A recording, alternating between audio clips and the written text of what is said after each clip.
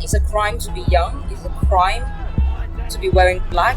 It's imposing on us, but like we're still fighting, and people are still making noise. People are still standing up for it.